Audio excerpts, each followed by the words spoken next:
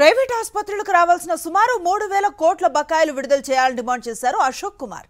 బకాయిల కోసం డాక్టర్లు రోడ్డెక్కాల్సిన పరిస్థితి ఏపీలోనే చూస్తున్నామన్నారు.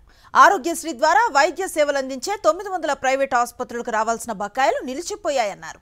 బకాయిలు నిలిచిపోవడంతో ప్రైవేట్ ఆసుపత్రులు సంక్షోభంలో ఉన్నాయన్నారు. రేపు జరగబోయే చలో విజయవాడ కార్యక్రమంలో అందరూ పాల్గొనాలని పిలుపునిచ్చారు అద్దంకి నియోజకవర్గ సమన్వయకర్త డాక్టర్ అశోక్ కుమార్. గవర్నమెంట్కి మేము ఒక్కటే అల్టిమేట్ ఇస్తున్నామండి. ఇమీడియట్గా మాకు రావాల్సినటువంటి బకాయిలు విడుదల చేసి ప్రజారోగ్యాన్ని, ముఖ్యంగా ఎవరైతే పేద మధ్యతరగతి ప్రజలు ఆరోగ్యశ్రీ అందక చాలా ఇబ్బందులు పడుతున్నారో వాళ్ళందరినీ కూడా గౌరవప్రదంగా ట్రీట్ చేయాలి అనేది గవర్నమెంట్ తరపున మేము రిక్వెస్ట్ చేస్తున్నాము. రేపటి ఈ కార్యక్రమానికి ఆంధ్రప్రదేశ్ రాష్ట్రంలోని ప్రతి ఒక్క డాక్టరు, ప్రతి ఒక్క హాస్పిటల్స్, అదేవిధంగా ప్రజా సంఘాల వాళ్ళని కూడా మేము రిక్వెస్ట్ చేసి ఈ కార్యక్రమానికి రావాల్సిందిగా కోరుకుంటున్నాం.